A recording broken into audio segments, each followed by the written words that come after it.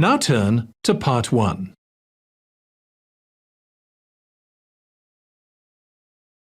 Part 1.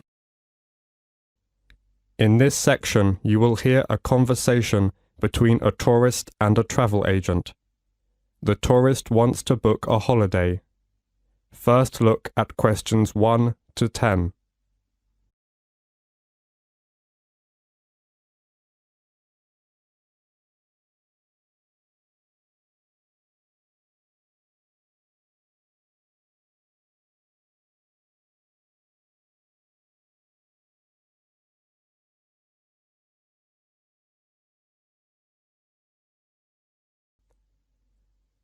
Now listen carefully and answer questions 1 to 7.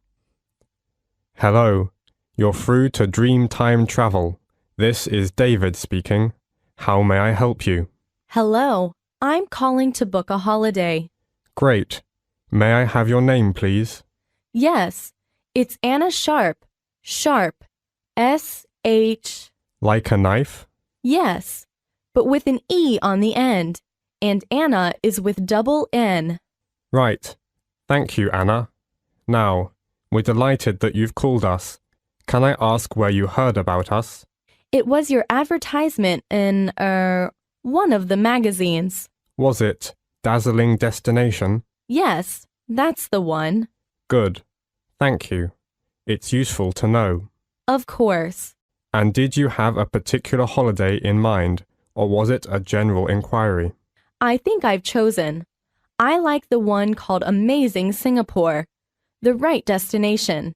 And the prices seem reasonable. Right. Now was it for yourself only, or? Oh no. I want to go with my family. So there would be 5 of us going. Okay. Now, there's a choice of dates, as you know. Yes, I think, well, we've got to back by the end of September. So if we say going on September 15th, that would be fine. No problem. And you can also choose the length of your holiday. Which one would you prefer? 4 days, 1 week, or 2 weeks? We thought fortnight would be great. You see, enjoying a tension-free holiday to get away from it all. Yes, and you do need to have insurance. Uh-huh. We've 3 levels. Standard, Super, and Super Plus. Standard seems a bit basic. Let's say Super. That should be sufficient. Fine. Before the tourist gets further information, you will have another chance to look at questions 8 to 10.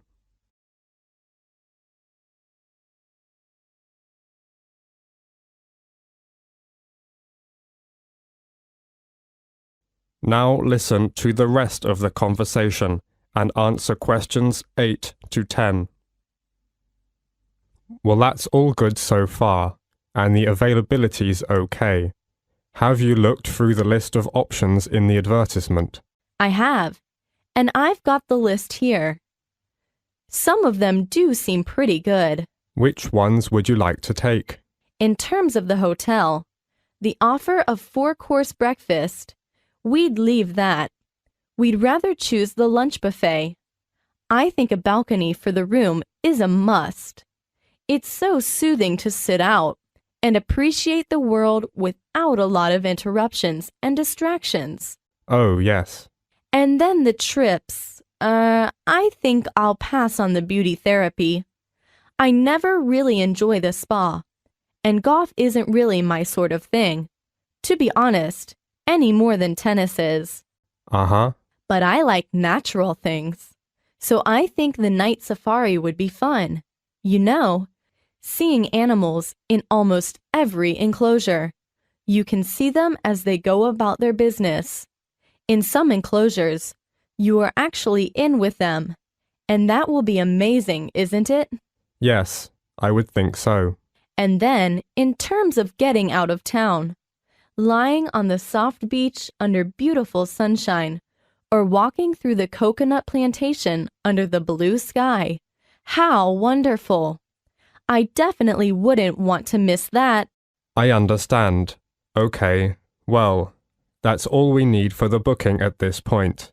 Just a few details for you, and then we'll check the payment. That is the end of Part 1. You now have 1 minute to check your answers to Part 1.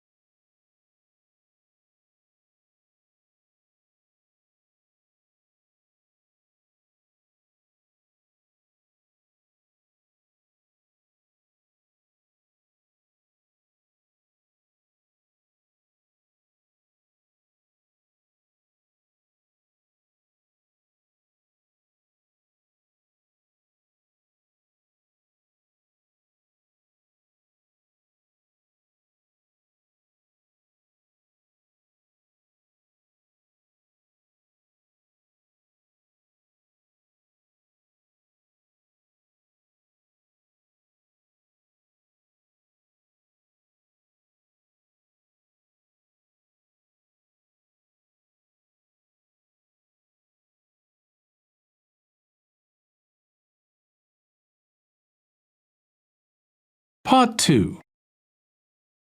You will hear a guide giving information about the Wonderland. As you listen, answer questions 11 to 20. First, you will have some time to look at questions 11 to 17.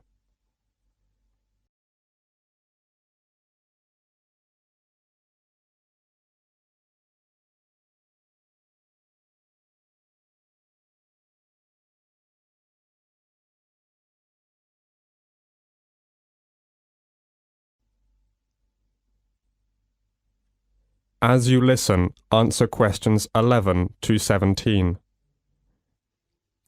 It's nice to see so many of you here.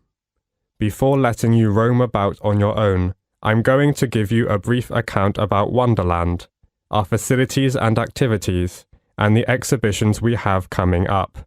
I won't keep you long, okay? For most of what we have to offer here, you can just turn up with your party. There are a couple of activities which we ask you to book a week in advance. We only have artists that you can watch sculpturing at certain times, so we need notice of your coming for that. Another activity requiring at least 7 days' notice is the dance workshop. Again, it's a question of organising the staff at this end. But the video, you work yourself, so that's available any time. Another activity which you take part in is the Stars Firework Experience. But that's a question of the weather, which of course we can't control. Speaking of weather, we run a reduced range of facilities in the winter months.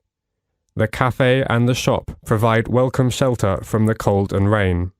I'm afraid Jungle Puppet Carnival doesn't run in the winter, so the Fantasyland is closed then.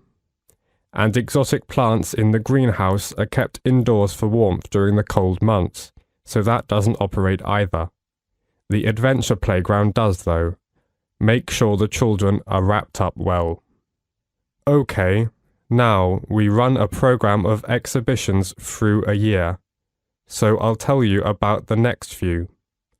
Our current exhibition, Local Lives, ends on 26th August.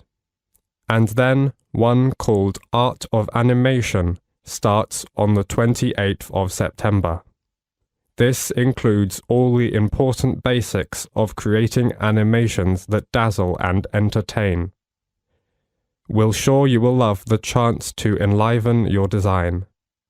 Next, we're running an exhibition called Dreamy Chocolate Plant, and that will open on the 18th of October. There will be pictures and videos depicting chocolate making process.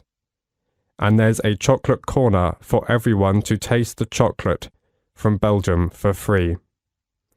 Following on from that exhibition, we're putting on a show called Dazzling Shine. This starts on the 12th of December and includes hundreds of diamond design photographs. Q&A and prize draws will accompany the show, with the exciting prize of a trip to Europe or a diamond. So, make sure to go to at least one of the exhibitions. Now the guide goes on to show the exact location of some places. Look at the map below and answer the questions 18 to 20.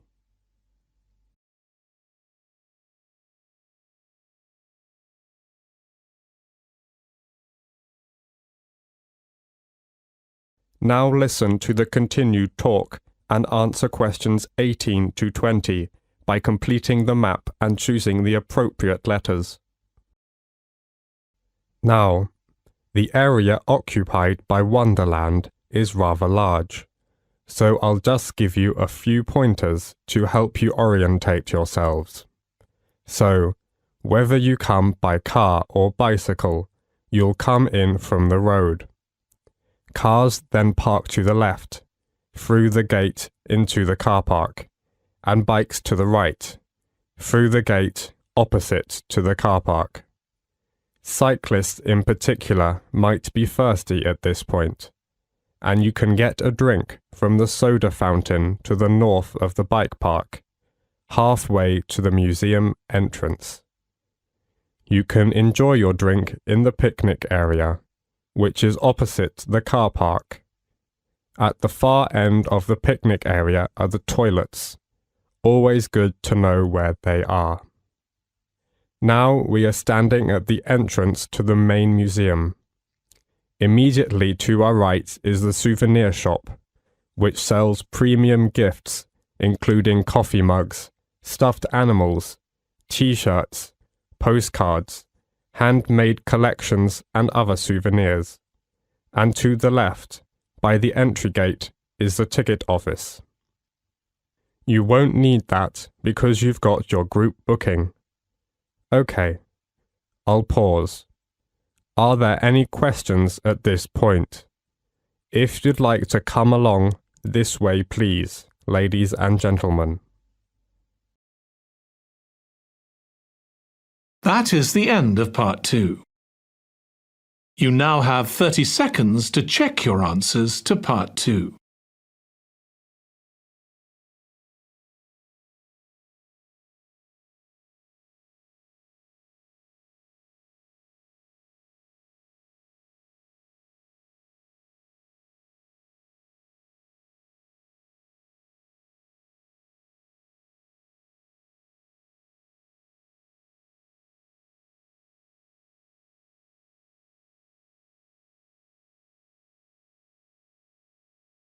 Part 3.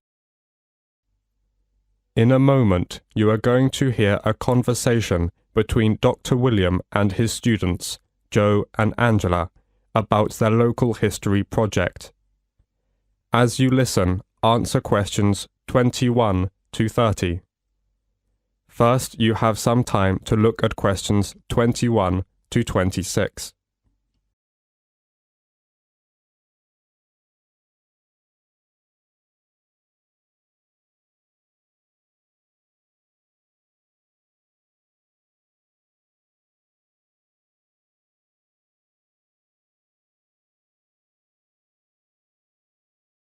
Now, listen carefully to the conversation between Dr. William and his students and answer questions 21 to 26. Hello, Joe, Angela. Hello? Hi. So, how's the local history project going? Are you making good progress? Yes and no. Oh? Well, we anticipated problems of various kinds. None of the group has much experience of collaborating on projects, but we spent some time on discussing how to go about it, and thrashed out what seemed a useful approach. But it seems that Angela and I are the only ones actually following the plan. That meant that the whole project has been lacking coordination, so we've fallen behind our schedule. I see. That's tricky. Yes, it is. We felt that the targets had been defined, so we'd all know what to deal with. But looking back, we probably should have really specified individual responsibilities. As it is, we only have a loose sense of what should be done by whom. Well, this is quite a common problem, actually. I take it that you've had enough group meetings, and you're looking for an effective solution. I think you'd better go to the resource centre, and you will find the advice service they provide there helpful at this point. Thanks. We'll go there later. On a specific note, I think we got carried away with recruiting people to interview at the expense of building up the reference section, which I don't think is going to be solid enough. Do you think that will be a major problem? I'd have to see how much there is to be sure. But, well, you'll have to be pragmatic at this point, I think. What you'd better do is to ensure your methodology is really strong, so at least you can't be faulted on that front. Then, if people challenge your results, at least you would have carefully reported on how you reached them. Do you see what I mean? Yes? So? Yes, I think one resource that we haven't exploited fully enough is the internet. I've gone through a lot of journals in the closed reserve of the library, but actually, there are websites where you can call up lists of approaches or data sets really quickly. I think that's a good idea. Before the tourist gets further information, you will have another chance to look at questions 27 to 30.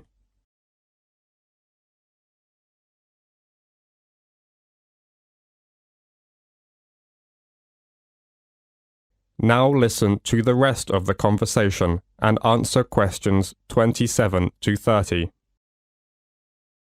Now, let's think about the field trip, and at least make sure that it goes as well. You're going to Cambridge on the 23rd? The Wednesday, yes. And on day 1, you'll take the morning flight and then get settled into the hotel. Uh-huh. But you need to get down to work after lunch, of course. Now, I've arranged for you to have a look at some useful visual materials, especially photographs, old magazines, and newspapers, which are in an exhibition called History in Pictures in Fitzwilliam Museum. That sounds like a good starting point. I went to the Darwin exhibit at the Fitzwilliam Museum at Cambridge last year. It was absolutely inspiring. It couldn't be better. The staff was very professional, and the exhibit was brilliantly presented. Yes, indeed. There are quite a lot on show, so that'll occupy most of the afternoon. Then, the following morning, I want you to go and talk to Christopher Andrew, the history professor of Cambridge University. Of course, don't forget to take a tape recorder with you so that you can replay and recall with perfect clarity what was said later on. And make sure to have our questions ready. Indeed. Okay. And the afternoon is free for you to wander around, get the feel of the place, and soak up the atmosphere. Do some sightseeing. As you wish. It's a beautiful city. But it's back to work on Friday morning. Walk around the central area.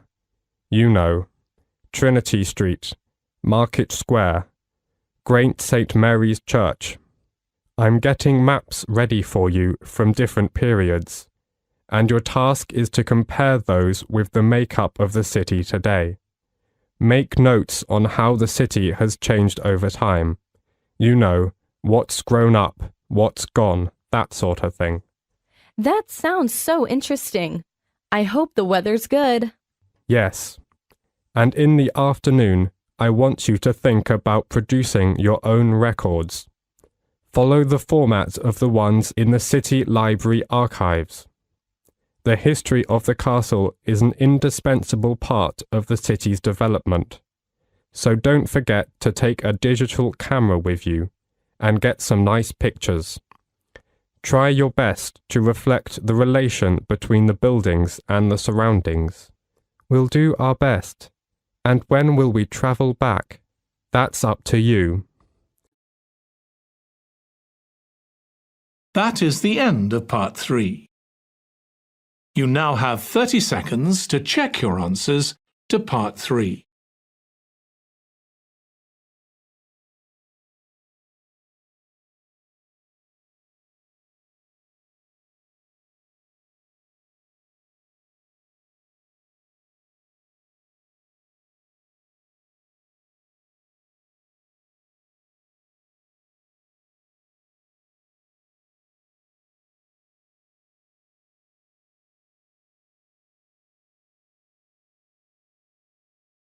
Part 4. In a moment, you're going to hear a talk about the differences between wasps and bees. As you listen, answer questions 31 to 40. Before you listen, look at questions 31 to 40.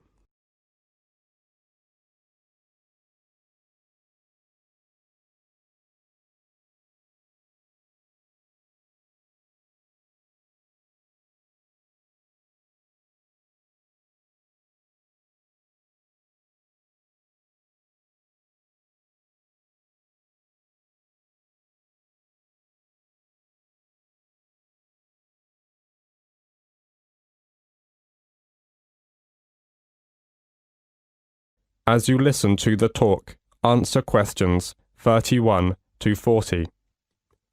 You're on a summer picnic, lounging in the sun with your eyes closed after eating your turkey sandwich. Something buzzes by your ear. You lazily swat at the sound, and then, ouch. You feel that familiar aching sting on your cheek. As your face burns red and swells, the last thing on your mind is whether that pesky, no-good insect was a bee or a wasp. But we biologists want to know first. Was it a bee that stung your cheek, or was it a wasp? What's the difference between these two droning, stinging creatures? There are 10,000 to 20,000 species of bee, including many wasp-like and fly-like bees. Most bees are small, from 0.8 inches long to 1.6 inches long. Bees and wasps are closely related. In the preceding scenario, your attacker was most likely a type of wasp. Why? Because wasps are generally more aggressive and likely to stalk public gatherings in search of human food. However, bees are more mild-mannered. They focus on the flowers, not your turkey sandwich. That's just one way to determine whether the attacker was a bee or a wasp. What other characteristics define these two very similar creatures? More than 25,000 kinds of each insect exist. But there are several relatively simple ways to distinguish between them. In the following part of the lecture, you'll learn how physical characteristics, eating habits, and nesting sites distinguish the bee from the wasp. You'll also learn which insect can brag about its slender, tapered waist, and which one has to live with flat, hairy legs. You see, when a bee or a wasp stings you, you're probably not paying attention to the curve of its waist or the shape of its legs. But if you were, you'd notice some key characteristics to help you identify it. While bees have robust, hairy bodies with flat rear legs, wasps' bodies are slender with a narrow waist connecting the thorax and abdomen. As we talked about in the last lecture, the thorax and abdomen are the names given to an insect's mid and rear segments. In addition, wasps appear smooth and shiny and have slender legs shaped like cylinders. The reason for the different body types leads us into another difference between wasps and bees. Feeding. Bees are pollinators spending much of their lives visiting various plants and flowers to gather and distribute pollen. They also feed nectar and pollen to their young. They are classified as herbivorous insects. Their hairy bodies and flat legs are ideal for holding on to the pollen as they carry it from one area to another. Wasps, on the other hand, are carnivorous. While adults may occasionally feed on nectar or pollen, they feed insects, flies, and even caterpillars to their young. Their bodies are sleeker and more streamlined for hunting. If you're lucky enough, or unlucky depending on the situation, to find one of these insects' nests, it will help you in identifying bees and wasps. Bees build their nests out of wax cells that they stack on top of one another.